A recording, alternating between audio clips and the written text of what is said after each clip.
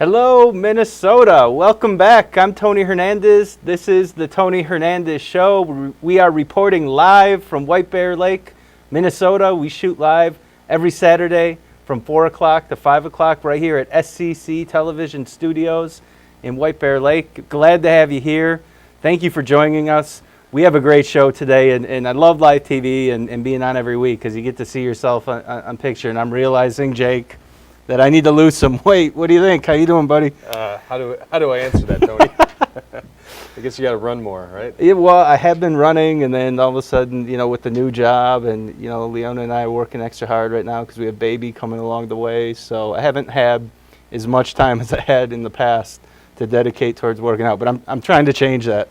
Well, you could go on my program. It's called the ELFWOM program, ELFWOM, Eat Less Food, Work Out More program. Nice. Very nice. It works out 100% of the time. I might try the ELF beer program, too. I think if you drink a little less beer, it probably is good on your waistline and gut, too. So, but the theme for today's show is, we're going to talk about some uplifting stories to start out our show. Stories of triumph. One thing from personal experience that I've been hit with pretty hard is that I've realized more and more that there's a lot of people out there right now in the Twin Cities, across America, across the world, who are suffering. Maybe suffering from economic depression, joblessness. More importantly, I think there's a lot of people suffering from mental illness, mental disease, depression, anxiety. And we really want to start using this show to reach out to those people and to let people know that there is a better day around the corner, that people need to hang on. Times can be tough, but the human spirit is very strong, and we will triumph. We will overcome. You will overcome the situation that you find yourself in. And I wanted to just show this video for the audience, Jake, because to me it exemplifies the strength of the human spirit, the will to live, the will to survive. And you see that even in our littlest friends out there, and I'm talking about babies. But this was actually a story that came out of China, and it was a baby that they found basically was accidentally or intentionally, they don't know, flushed down the toilet at birth. And this is the story of this baby's rescue. So we're going to play that right now.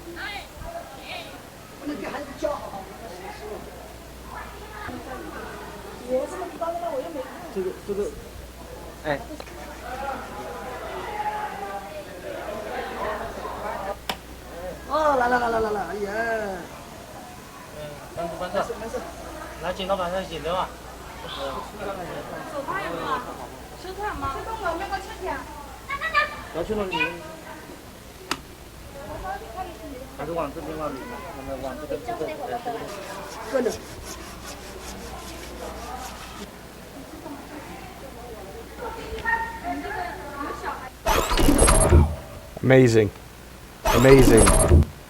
That was a baby who miraculously survived the entire incident, was flushed down the toilet. And I mean, what do you think of when you see something like that, Jake? I don't even know what to think. I've never seen something like that before. I don't know how that could have been done unintentionally.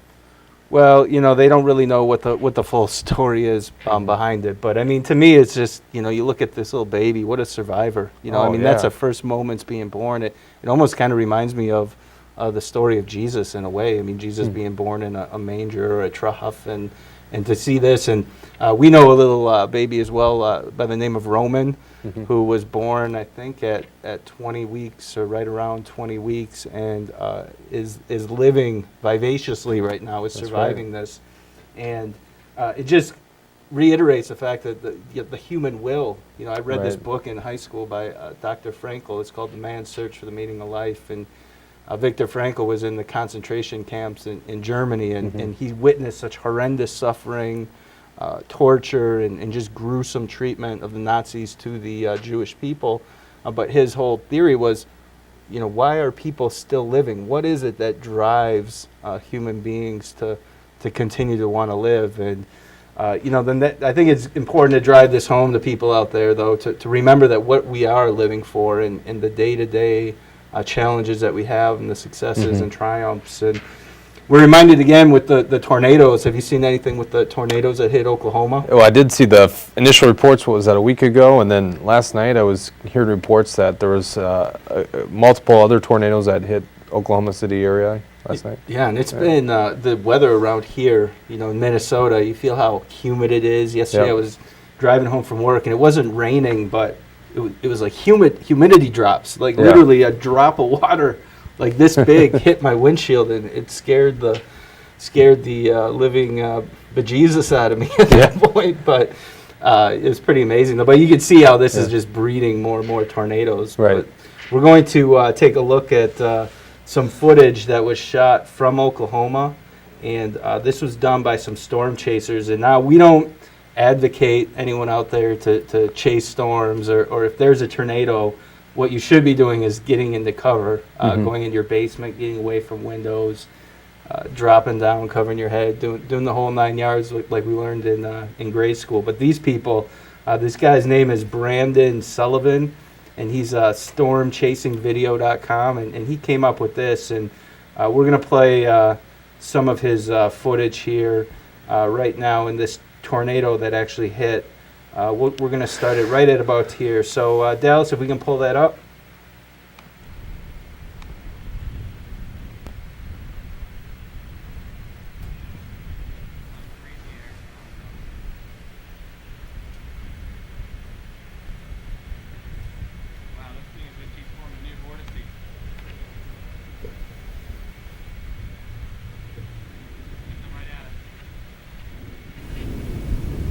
Brent, we got 30 seconds.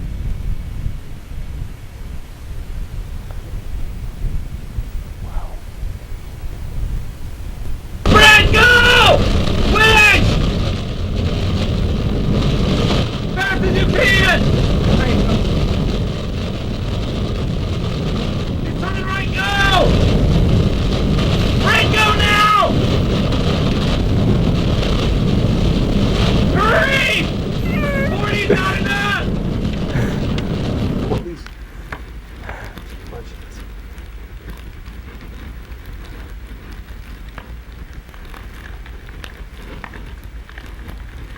Oh, wow.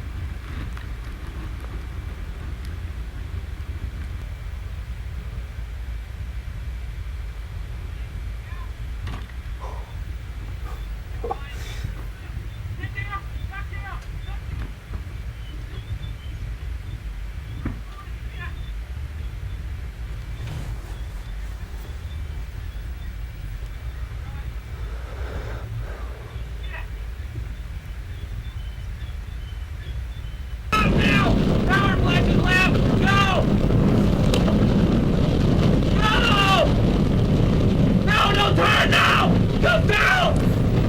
Brett, if you don't go south, we're gonna die!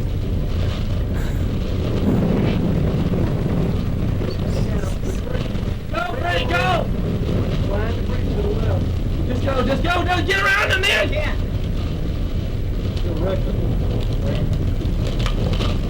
Okay? Yes! It's RFD! Just go!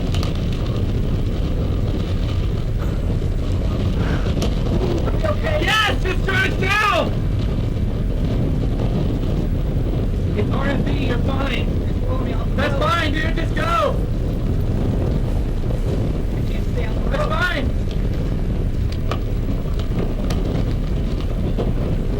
You okay? Yeah! You're fine. Don't move! Sit down! Duck down! Duck down! Drive forward if you can! You're good? Drive. Wow. Okay. So that's why you go into your basement. You don't drive into the center of the tornado. But Well, maybe we could do that for this show, and that would really increase ratings. Jake and Tony Storm Chasers. Ask the audience, would you like to see Tony and I do that? Wow, that was amazing. That's some of the craziest footage I've ever seen. Yeah, and you wouldn't find me anywhere near those tornadoes. I mean, I'd look from a far distance away, but those guys that go up there. This guy's been chasing tornadoes, I guess, since he was age 14. Oh, wow. He's now 21 years old, so I guess he finds these things and drives out and does whatever he can to find them. But yeah, whatever floats your boat, I guess, as they say. But again, though, not to make light of a very serious situation, because many families and people in Oklahoma City, and more, and the earlier tornado in May. They lost everything. They lost their homes. They lost everything that they've built for their entire lives. And what you see in the human spirit that always emerges from this, though, is this tremendous will to rebuild, to whatever it is, to rebuild your home, to rebuild your wealth, to rebuild your ownership, your family. And you see that in the wake of these disasters over and over again. Do you want to comment a little bit on that? Yeah, I mean, I love watching the human spirit, triumphant to return from such devastation. You see that in war-torn nations. You see that in national tragedies. And, I mean, you're looking right there firsthand video of what these things do, the destructive nature. I mean, I think those were hay bales that were coming across at the end. So then you assume that the rest of the structure you were watching was probably someone's farm. So you can imagine that amount of damage that was done to that farm, and that's someone's probably majority of their wealth right in that farm. And that's just amazing. It is. And one last story about the tornadoes that we want to cover was, this made national news. It's one of those real feel-good stories, but again, it shows a hope in the wake of disaster, and this is a nice lighthearted story for that. So we'll line that up and get it playing. He didn't answer. He didn't come, so I know he's in here somewhere. But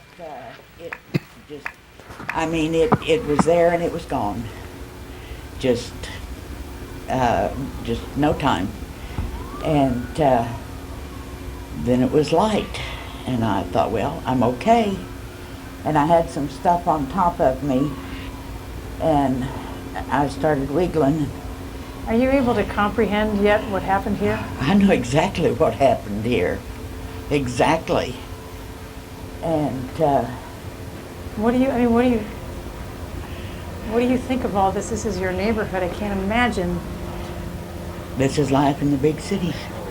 The dog. The dog. Hi, puppy. The dog. Oh, Rousey. Oh, Rousey, bless your little bitty heart.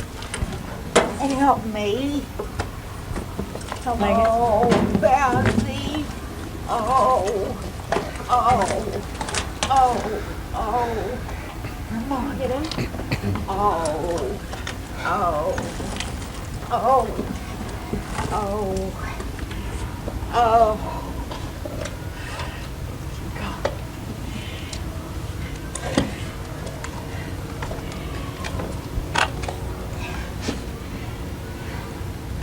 Well, I thought God just answered one prayer to let me be okay. He answered both of them. Because this was my second prayer. Poor little thing. Poor little... I'm so glad.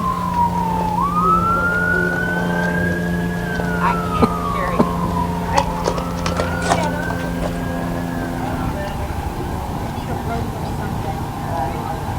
I think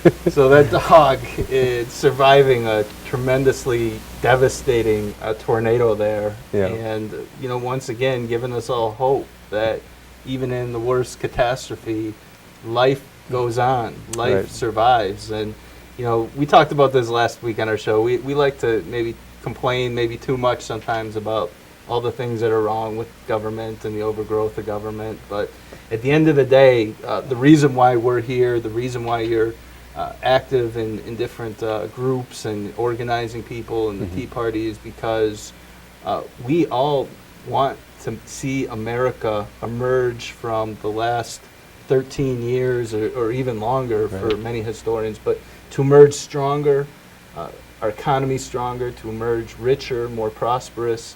And really, that's what we're all building for, is it not, Jake? Oh, I agree. Yeah, absolutely.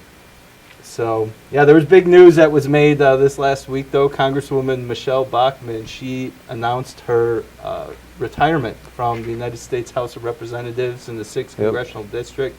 At the same time, Jim Graves, who ran against her in 2012 as the Democrat endorsed candidate, virtually simultaneously announced that he was no longer going to be running for the seat.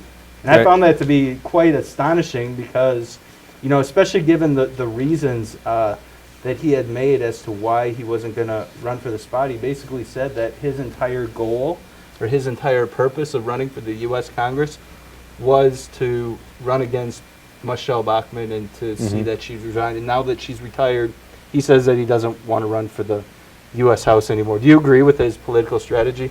Yeah, that's what it really comes down to is he's guided more by strategy, I think, than philosophy. His goal was to run against Michele Bachmann, and when she drops out of that race, you also have very little interest in it from the House Democratic Caucus. And so, therefore, there's not going to be the influx of cash and money coming from out of state to get into that race. And even probably within the 6th Congressional District, people that are just so upset with her on the Democrat side. So, either he's got to take his personal fortune and put it in that race, or get out because there's really not going to be the money there to put a successful campaign like he did in 2012. And I actually got a chance to meet Jim Graves at the State Fair at one point, and I've also listened to some of his viewpoints. He was on the Jack and Ben radio show on News Talk one night. And if you listen to his messaging, I mean, he was virtually against Obamacare. He's an advocate for reducing spending. He's a champion many free market principles. Essentially, he was running as a Republican in Democrats' clothing. And I think that maybe in his calculus, now that he saw that Congresswoman Michele Bachmann's out of the picture, that somehow he wouldn't be able to win as a Democrat. Is it possible to win as a Democrat in that seat, Jake? Very unlikely to have that happen, but you never know on things like this. At one point, just go back 4 years ago, CD8, Congressional District 8, which is Duluth all the way down to about North Branch area, Wyoming, Minnesota. That was considered an unwinnable district for a Republican, and they got rid of Congressman Obastar after, I think, 30-some years in Congress and put Chip Kravac in there. So it's hard to say that something's unwinnable for a party. There could be scandals that or that plague a Republican candidate, but Congressional District 6 is a very Republican-leaning district. It got more so in the redistricting in the 2012 plan, and so it's very unlikely you'll see a Democrat emerge victorious over in that district. Okay, well, we're going to watch the first minute or so of Representative Michele Bachmann's resignation speech. She made a video for it and went viral. And then we're going to bring on Samuel Pearce, who's with us live from New York. So first we're going to play a little bit of the retirement video.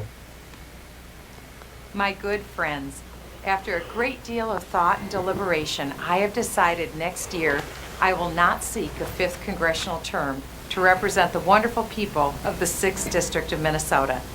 After serious consideration, I am confident that this is the right decision. For some, a single 2-year House term is enough service. For others, 10 terms or 2 decades in the House is still not enough service. Our Constitution allows for the decision of length of service in Congress to be determined by the Congress people themselves or by the voters in the district. However, the law limits anyone from serving as President of the United States for more than 8 years. And in my opinion, well, 8 years is also long enough for an individual to serve as a representative for a specific congressional district. Be assured, my decision was not in any way influenced by any concerns about my being reelected to Congress. Okay, so that's just the first minute or so of her video, and she makes a great point. 8 years, in many respects, is enough for members of Congress, and far too often we have people who have been in Congress for way, way, way too long. They either end up dying or ending their career in some type of a scandal. But we're going to bring on Sam Wayne Pearce with us and hear his reaction on it. Sam, can you hear us? I can, Tony. Hello, Minnesota. Hello, Sam Wayne Pearce. Thanks for coming on the show again. It's good to see you. We look forward to hearing your perspectives. Thanks for having me. And I agree. You've gained a pound or two, so make sure to get that running in. Maybe first thing in the morning. Thanks. You're not looking exactly thin yourself. Tony, more fruits and vegetables. How about that? Fruits, vegetables, yeah. I've been kind of a little bit under stress. It's like I'm getting that pre-fatherhood. Leona's due September 1st, and I don't know what goes on with a man in the months leading up to having their first child, but I think you go through this severe questioning. You think about money way too much. You think about how are you going to pay these bills, and what the result has been is I've been working out less. And probably eating too much junk food and probably the beer. I think if I could kick out beer out of my habit, that might be some way where I could immediately start shedding some pounds. But good thing we have these cameras every Saturday, so we can mark the progress. But Sure. It's definitely something you notice though when you look into the cameras. But going back to Congresswoman Michele Bachmann. I'm curious, Sam, has there been much of, have you heard much about her retirement in New York, or how's that worked? Sure. And let's face it, she's a national figure. So while I can't speak to her performance the way maybe you guys can or your viewers can as constituents of the Congressional District 6, she's certainly very relevant on a national level as a former presidential candidate. And I think what will be interesting for all of us nationally that follow these political figures, is what's the legacy of Representative Bachmann. I certainly have my own views, and I'm sure you guys do too, and we'll get into it. What I learned about her throughout the presidential primary process, and Jake's probably not going to like what I say next, but when she first came onto the scene, I kind of ignorantly had this view of her as the next figurehead female Tea Partier, or maybe very unfairly, the next Sarah Palin. And as I followed her and followed the primary process, I found that to be not the case at all. And regardless of what you think of her and her policies, I found her to be quite intelligent and capable. And as we get into the discussion, I guess I'll give you my examples of where I thought she did well, and the things that I thought were a little bit of a downfall for her in the primary process. Well, why don't you start, Sam? I mean, what do you think she has done well? So, Tony, I think that politics is unfair to females in general on both sides, but I think it's particularly unfair to conservative women. Absolutely. Because for several decades, they identified with the Democratic Party. So it's almost like they're rogue. They come under more fire from liberals if they don't identify as a liberal. And so it's unfair to begin with. And I think also because of Sarah Palin, who was a little bit of a predecessor to her, whether that's fair or not, it was a perception that can become reality. And in one of the primary debates, Tony, you may recall when she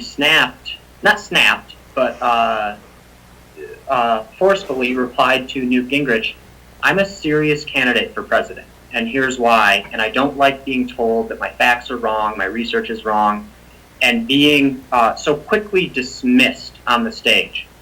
And I thought that was important for any female political leader. She didn't just say that, but she backed it up. In a foreign policy debate, they got talking about Pakistan. You may recall for quite a while, 2011-ish, Pakistan was really big in the news after bin Laden had been found and killed there, and the debate about how much of an ally is Pakistan. And she spoke at length about the complexities of intelligence because she had sat on the House Committee for Intelligence Oversight. And she spoke, I thought, with much more depth and knowledge than some of the other candidates did about intelligence in the Middle East. So she's not Sarah Palin going on the Katie Couric show and not being able to tell you what periodicals she reads regularly or mistaking Iran and Iraq.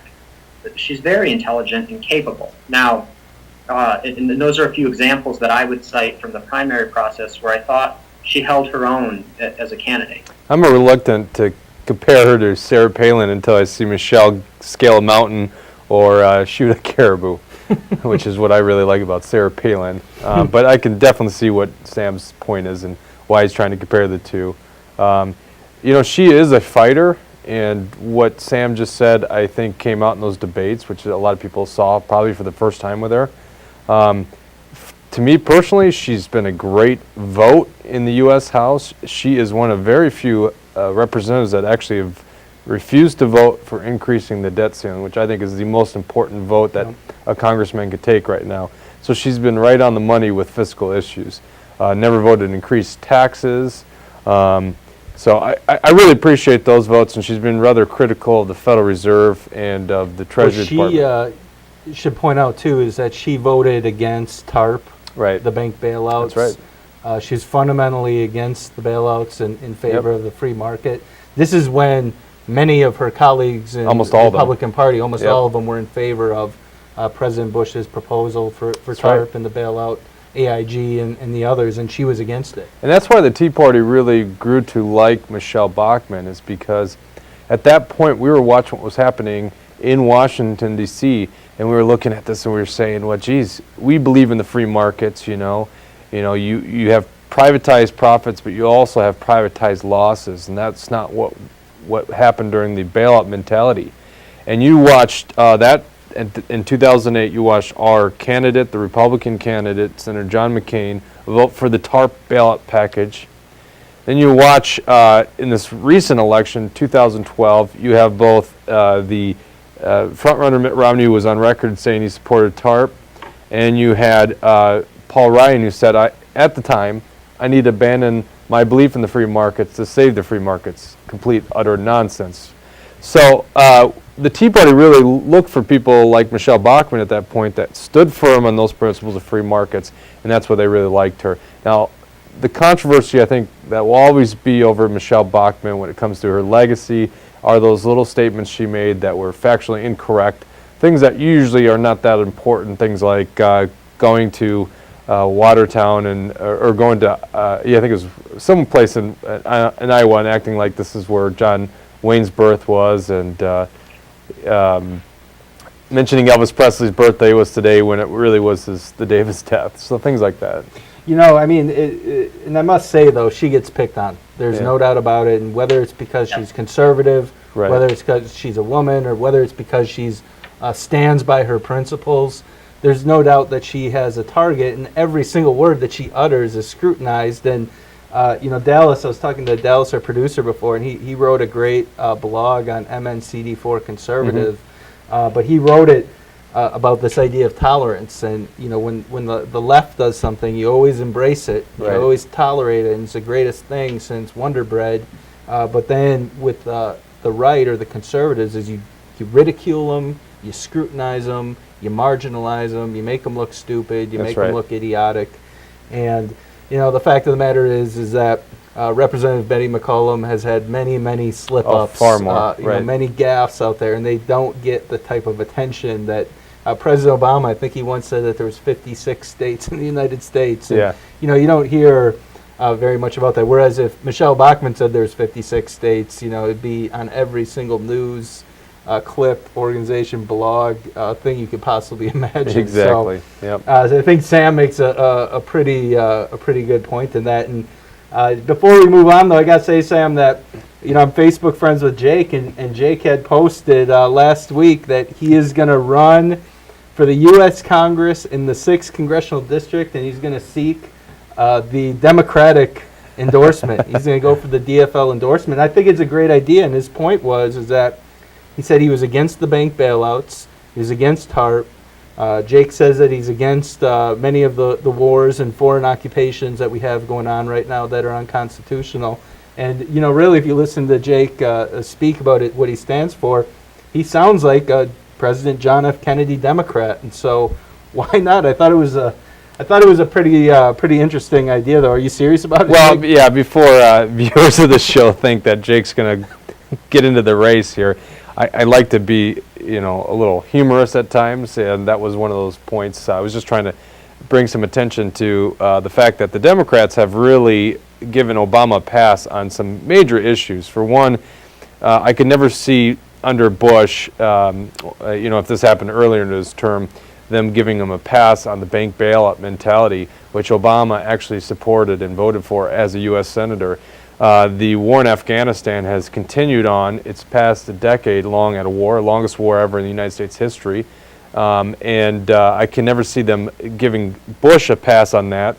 And then the other really important one here is just civil liberties, things like the First Amendment being protected, the Fourth Amendment, due process, things like that, that they're really giving Obama a pass on the things that Democrats stood for under Bush, but you don't tend to hear about that right now in this this current climate. Well, I want to shift the conversation a little bit here. We're going to stick within the Minnesota topics, but recently, Governor Jesse Ventura, former governor of Minnesota, he visited the state capitol for a retirement. It was retirement for Tony Policano. I think he's head of the gubernatorial security, but he's retiring. But anyways, he's created a lot of rumors that are swelling that he is going to run for the president of the United States. And we're going to pull up Jesse's picture here. But he's toying with the idea of running for president in 2016. He said if he were to decide, and he says that he hasn't, but he said one issue would carry him to victory. He said that I would give the people of America their first opportunity to elect a president who doesn't belong to a political party since George Washington. And the one-term governor from 1999 to 2003, he was a former Brooklyn Park mayor as well. And he was quoted as saying, "I've done city." He said, "I've done state." And so there's logically only one thing left for him to do. So I wanted to get Sam and Jake's opinion on this. And Jake, do you think he's serious about this? Oh man, I have no idea. I mean, running for presidency doesn't always mean you really have in your head the objective of actually getting that position. Sometimes it's just to steer the national debate. And so by making a statement like that, being a well-known public figure like Jesse Ventura is, you might be saying something like that just to steer the national debate in one direction. But as far as opening up a political committee for the purpose of running for president, I don't know. I would say it's kind of unlikely. I mean, he was a big supporter of Gary Johnson's run for the president and all that. And Gary Johnson only got less than 1% of the national vote. But he was saying at that point, like a couple years ago, that he was still thinking about running for president. But Sam, do you think, in your opinion, throw Jesse Ventura aside, like, is there any chance for a third-party candidate, somebody who's not a Democrat or not a Republican, to ever win a seat like the President of the United States? They would have to come onto the scene and have a real rallying cry, a real objective. So the recent, and I if I want to say success stories, success not though reaching the White House, I would say Ross Perot in '92, and then Ralph Nader in the 2000 election, Tony. So Perot, from an economic perspective, and some people made a lot of jokes when he came on TV with the pie charts and graphs and talked about impending troubles with the economy. But I think he was in a lot of ways validated over really the next 20 years. And then Ralph Nader with the Green Party push in 2000. So I think former Governor Ventura would have to have some sort of major policy stance that he builds the platform on and then expands from there. Do I think he's as serious as Ralph Nader or Ross Perot? No, probably not. Yeah, I think he's really maybe estimating that the climate or the political climate in America is of such where people are just sick of the two major parties, and people are just seeking some type of an alternative. And he may be right about that. Well, one thing, Tony. So if you take the state of Minnesota as a microcosm, in the late '90s when he won the governor's race, you'll have to correct me if I'm wrong, but I believe he won in a race that had a Democrat or Republican. He ran as independent. The state was sick of both options, and then neither candidate, none of the three candidates wound up with really a majority of votes. He won a close three-way race. So there's some state precedent for someone to step forward and do that. But again, I think on a national level, you need so much grassroots support that you've got to have some sort of rallying policy stance that you take, like Ralph Nader with the Green Party and the environment, that you get one group that's so dedicated to your cause that maybe then you can branch out and grab more. Yeah, from a strategic viewpoint, though, you're up against giants right now because the parties really have a hold of that political process when electing presidential candidates. So you're generally going to find a much harder time running in the 50 different states, getting on those ballots, and then also getting into the debates when you're an outside candidate than it is just when you look at the microcosm of Minnesota politics, which Sam alludes to there. The other thing that comes to mind is the people that are sick of the Republican Party and sick of the Democrat Party. Well, that's what a Tea Partier is. We're sick of both, and at this point we have no loyalty to just one party, and even though most people generally categorize us as Republicans, I'd say the only reason that is because the Republicans generally are the only ones that offer up candidates that are in the belief system of fiscal responsibility, free markets, and individual liberty or limited government. Well, let's talk a little more about Minnesota politics in particular, because one guy who's getting an incredible amount of heat right now from members of his own party and from the opposition is Governor Mark Dayton. And the Min Post, they posted a great article on May 31st. It was by Mr. Doug Rowe, and basically talking about the controversy over funding the Vikings Stadium. At first, Governor Dayton had sent a letter, and this was in 2000. This is before they did the Vikings deal, and he sent a letter to Senator Ray Vanderveer of the Stillwater area. This is before his retirement. Right. But Governor Dayton wrote to him. He said, and if we can pull up this picture here, but he wrote, "Building a People's Stadium would provide up to 8,000 construction jobs and an additional 5,000 jobs among suppliers during its first 3 years of construction. Employ many more through its ongoing operations and keep the Minnesota Vikings here for the next 30 years. And he states clearly, all without using a single dollar of general fund tax revenues. So that was the initial plan that Governor Dayton had backed, and he was trying to get bipartisan support And it turns out that he's proposing now, or it was slid in at the last second in some type of a secret deal to essentially fund the shortfall of That's the right. taxpayer funding of the stadium with general funds through revenues created by the cigarette tax, which is actually a new tax because it's bigger than the old one, and then also from revenues that were closing a loophole on corporations. They were allowed to essentially write some of their sales tax off into the Dakotas and Right. wherever they did business, and they're no longer going to be able to do that. And this is how Governor Dayton is proposing to That's fund right. the stadium. So do you think he's in trouble here, Jake? Politically, I would probably argue against that, but I'll tell you, that's why I use harsh terms when I talk about this. And I think we were talking about it last week or 2 weeks ago. I mean, Governor Dayton is a liar, okay? Now, he said that the original funding of this stadium, which is the portion that Minnesota was, I think was $350 to $400 million, was going to come from revenues from electronic poll tabs.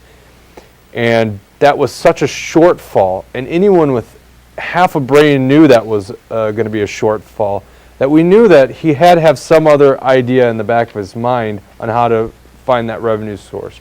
So for him to act like that was going to be the way to go forward with this funding of the stadium was just a bold-faced lie.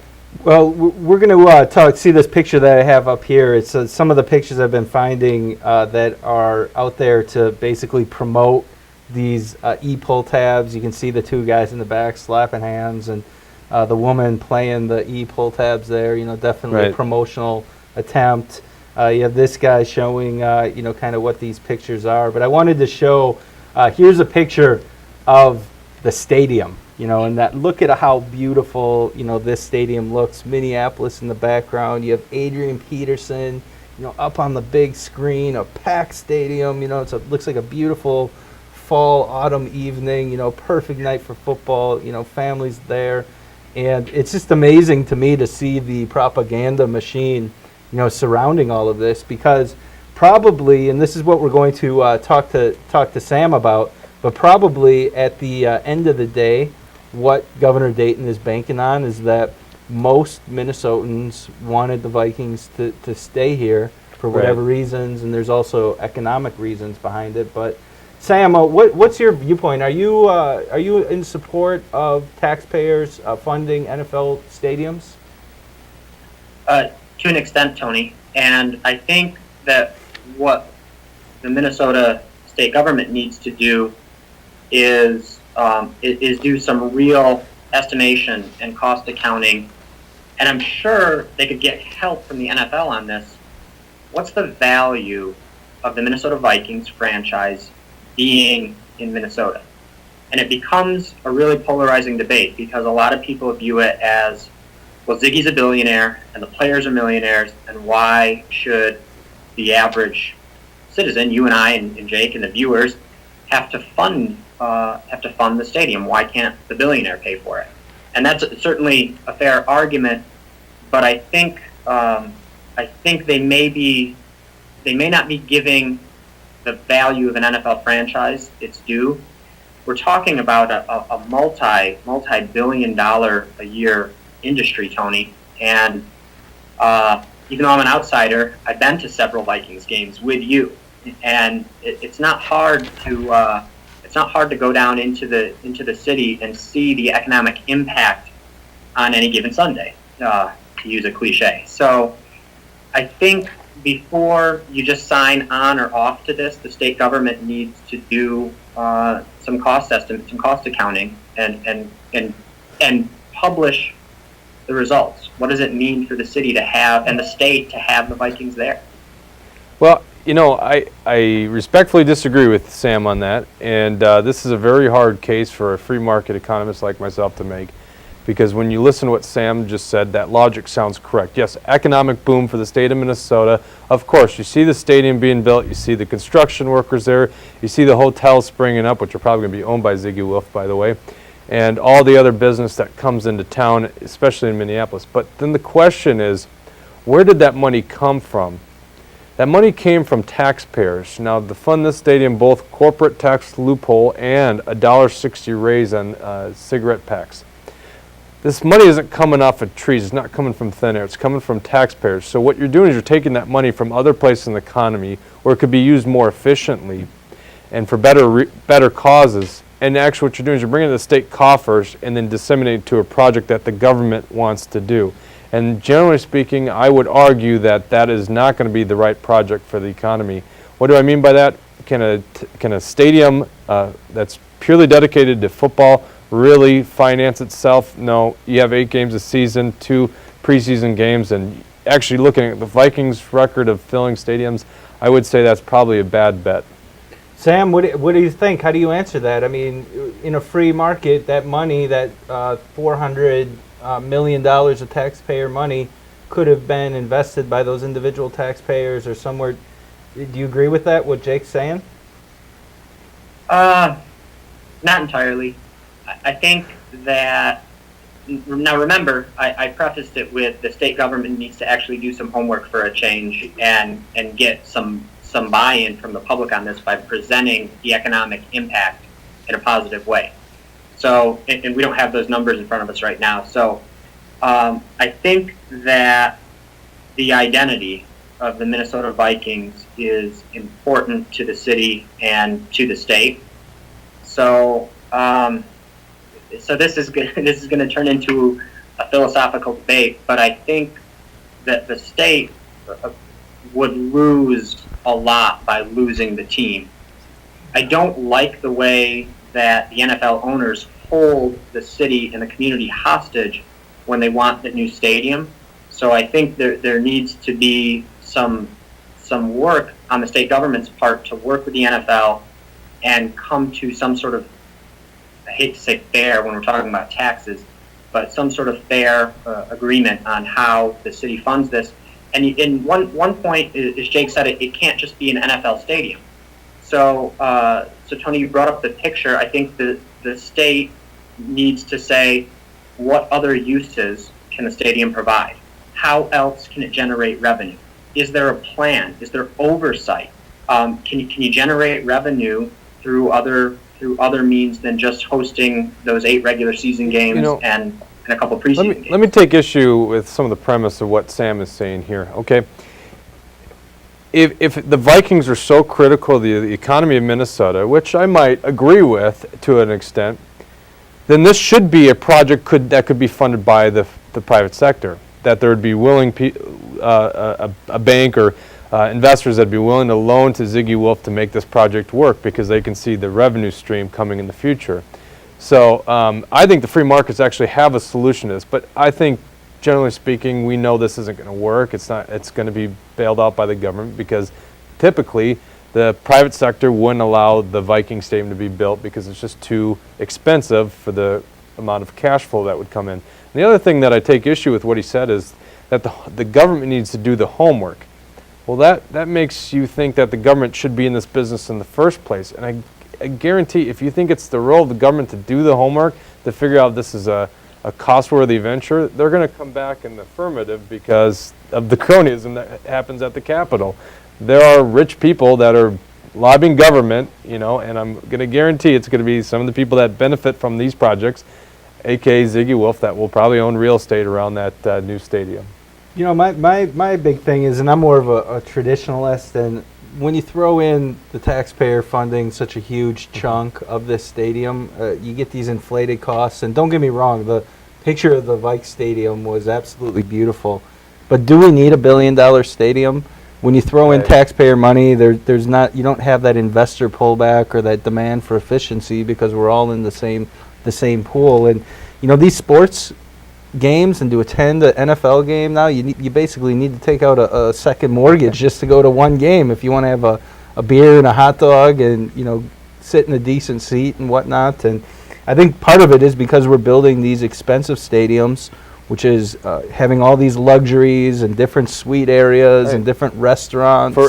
For 8 games a season. I mean, really, you have 2 preseason games that'll be home games, but you have 8 regular season games, and if you're so lucky, you might have a postseason game or 2, but you can't really count on that. So for 8 games a season, that really is going to be your big revenue maker. I just don't see it there. You'd have to have concerts lined up and other venues at that stadium throughout the year to make up the revenue, and there's other places to do it. TCF Field, Target Field, the Target Center. I mean, heck, people might want to do it indoors in a Coliseum style area. You know, my whole deal is when they signed on to this, they should have had a commitment from the Vikings. Listen, if the taxpayers of Minnesota are going to be on the hook for this, then we want to see a Super Bowl in the next 5 That's years. right. If they're going to have a losing record here, you know, have $1 billion stadium and be below 500, isn't that? Well, I wasn't agreeing with where you finally went with that. I thought you meant just that Ziggy Wolf would have to pay for it, but no, I want a Super Bowl. Well, that might be hard to do. Bring me a Super Bowl, and nobody will care about how much one of the best stadium players in the costs. NFL, so It's true. But we're going to change subjects here because the recent news was just made. The United States announced its largest money laundering bust ever on an international level, $6 billion. The company is Liberty Reserve, and we're going to watch the U.S. Attorney announce this, and then we'll talk about it right after. Today we announced charges in what may be the largest international money laundering case ever brought by the United States. Specifically, we unsealed charges against Liberty Reserve and 7 of its principals and employees, who for years have operated one of the world's most widely used digital currencies. But as alleged, the only liberty that Liberty Reserve gave many of its users was the freedom to commit crimes, as it became a popular hub for fraudsters, hackers, and traffickers. Defendants with their frozen bank accounts that last been issued. I think we have a total of 5 arrests, as I mentioned, and activity that occurred across 5 continents with $25 million, as I mentioned, in restrained assets and counting. And there's more to come because we're not finished. So as you can see from the maps and from the allegations in our papers, we have truly entered an era of coordinated global enforcement. I particularly want to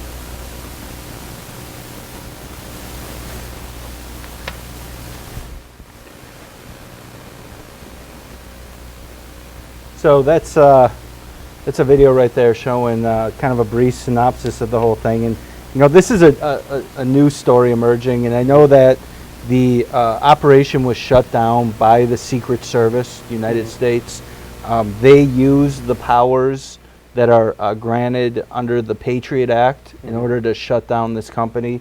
And you heard from the U.S. Attorney announce that this was a global effort. So you had international banks or central banks, I'm assuming, in collaboration with taking down this particular operation. And I believe that there's going to be more of this to come in the future. You're going to see more of these online banks that are offshore being scrutinized. And the main reason why I think that's happening is because you know, it's labeled a criminal organization, right? So right away, you can't defend Liberty Financial anymore. You heard the U.S. Attorney saying that this was a cover, a money launderer for frauds, for child pornography, and just other awful, terrible things. There's 200,000 customers in the United States, more than 1 million users worldwide. I know for a fact, I've read accounts that not everybody that used Liberty Reserve was a criminal. You know, people were using it for whatever reasons. And I believe that the Federal Reserve and the international central banks view this type of activity as a threat to the global monetary system. And Jake, I wanted your perspective on that because, you know, you're with your economy background and whatnot. Well, I'm fairly new to the story. Just seen it more recently. I think it came out on Wednesday. And I come to somewhat of the same conclusion as you. The way I look at this is, what are the criminal charges for the actual company, Liberty, is it Financial? Liberty Reserve. Liberty Reserve. What are the actual criminal charges? Was there a conspiracy to commit money laundering by the founders, or were they using that entity to do it? And why I bring that up is, you know, I do use a brokerage firm to clear my trades as an investment advisor. And so if I was to bring on a new client, and let's say I didn't know some of the legal activities that person was engaged in, let's just use, for instance, legal drug trafficking, and I had that client come in and invest, you know, $500,000 with me, and I placed multiple trades for him, can I now be considered a criminal because, thinking this guy just used me basically as his money laundering service without any knowledge of his activity. So, it's a little disheartening for me to hear about this unless there's some actual alleged criminal activity by the founders, which I'm waiting to hear. Yeah, I don't know how much of it by the founders was, if anything, from what I'm reading here, it probably had a lot more to do with negligence. Right. Because it sounds like one of the main differences between this and a Federal Reserve-backed bank or FDIC-backed bank is that Liberty Reserve allowed their users to operate anonymously. Right. Or companies to set up fictitious accounts without doing the proper identification that's required from the Patriot Act. From the mortgage business, we have to do multiple verifications of a person's identity, and it's all because of the Patriot Act that was passed after September 11th. You need to identify somebody a couple different ways, depending on if you're face-to-face or over the phone or getting information via mail or fax or scan. But I believe that what Liberty was doing is they didn't do any of that verification. So essentially they were acting as a PayPal for any sort of companies or people that wanted to operate with immunity or with anonymity.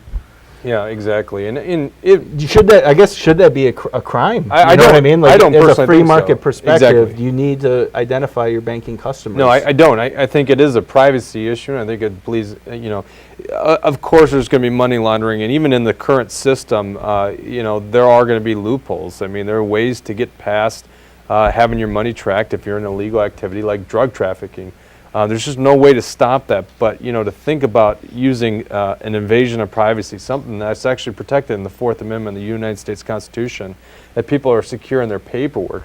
Well, we're really not when we're being screened through the Justice Department via the Patriot Act, or actually having to make statements to the IRS, which I know we're 2 minutes away from the end of the show. It brings up a whole different topic with what's going on with this IRS scandal and the fact that the IRS knows how much money you make and where your bank accounts are, what you're putting in as a 401k, what you're putting in an IRA.